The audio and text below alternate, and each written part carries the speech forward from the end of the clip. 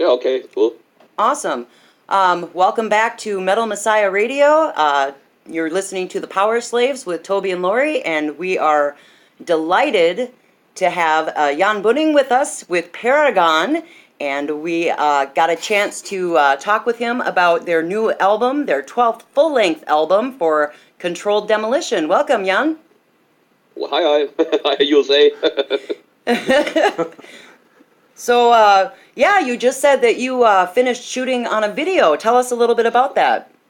Yeah, we the thing is, first time ever we got some budget for doing an official video clip, and we made this lyric clip for Black Widow first, and then we said, okay, can do another one for a real video clip with us acting, or posing or whatever you call it, But now it's like this. We had the guy who does it. He's a very cool guy, and so the budget we have is really is enough even to do 2 video clips. So now we will do 1 live clip we already filmed for Mean Machine, and today we have done another one at our rehearsal room, and we will add some other stuff as well for the first real song on the album, Reborn. Okay. So now we'll two video clips coming. Now, Black Widow, was that the first single though?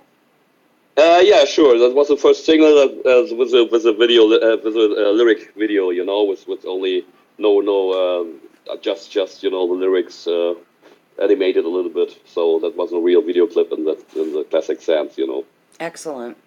So how long have you guys known each other? Inside the band, hard to say. I know Goody and Bushy for eons. I don't know.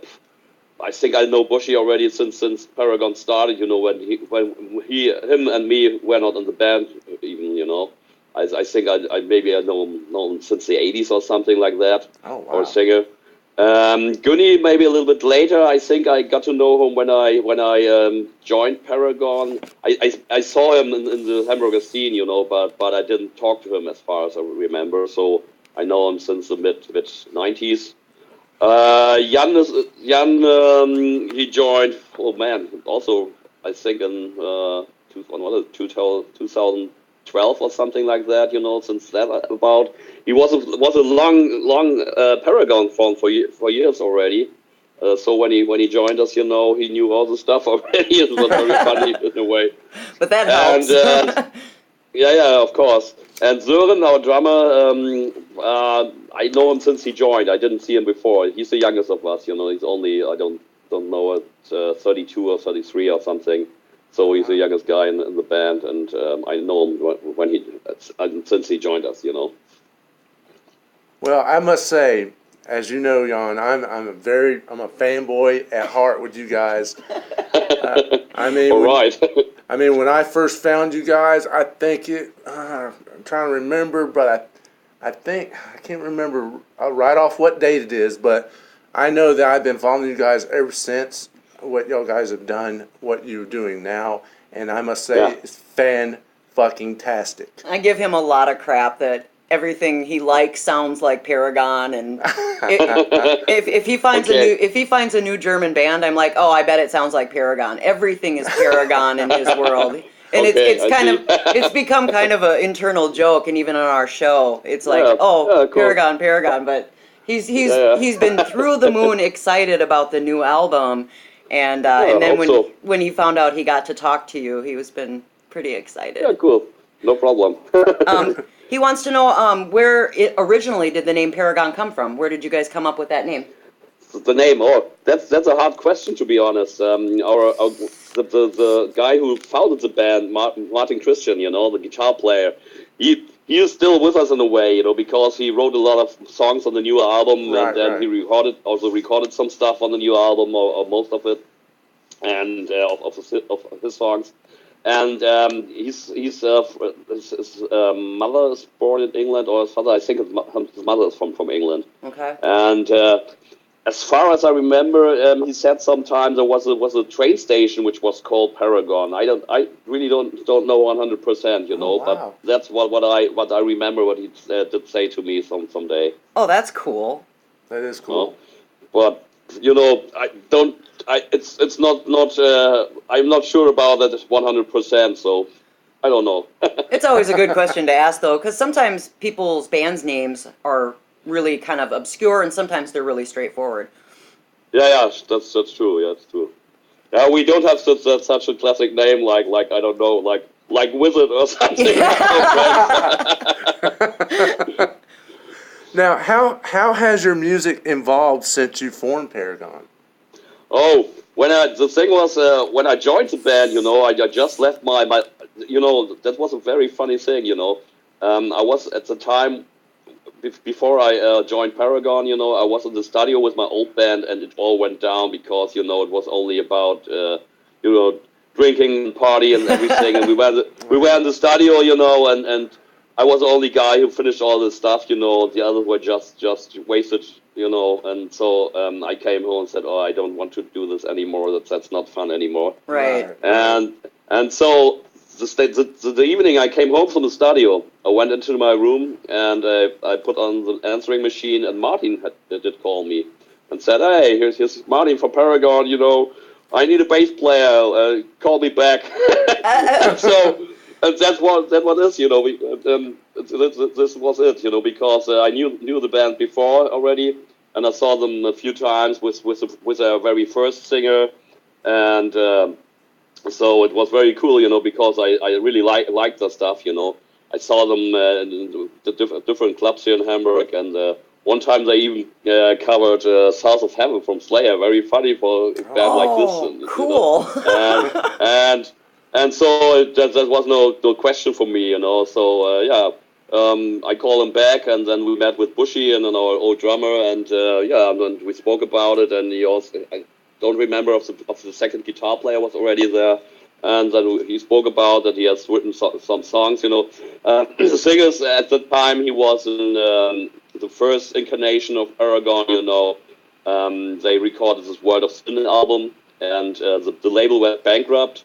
And I don't know if they went bankrupt before the tour that they did make or not, or after that.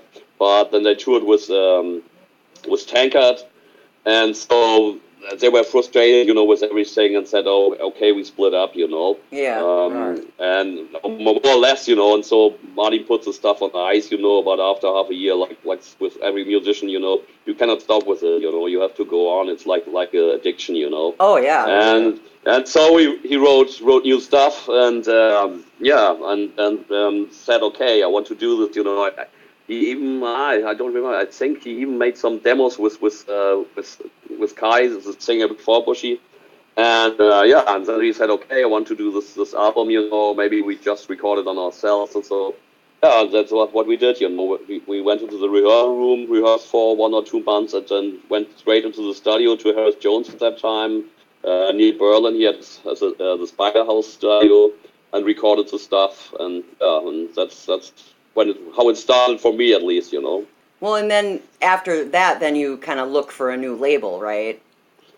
We recorded the album, and then we went we chopped the stuff around, and at that time there was a label it's not existent. They also went bankrupt. It's what's called BO Records. To be honest, I don't know what this BO for, what it stands for, It stands for something pretty bad here. Yeah.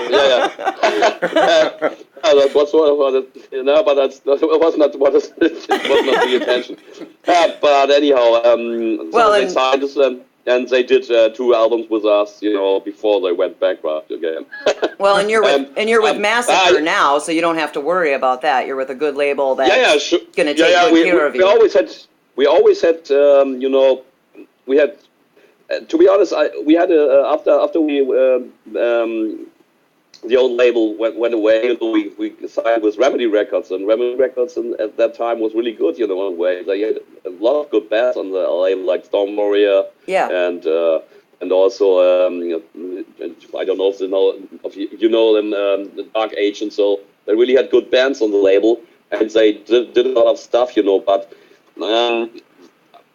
after we did Revenge, we came to a certain point, where they didn't got bigger anymore. They not invested any more money in us, and so at that time, yeah, the label was not so good for us anymore at that time, you know. Right. And then I was out of the band for a little while because I had some arguments with the other guys about the Forgotten Prophecy album, because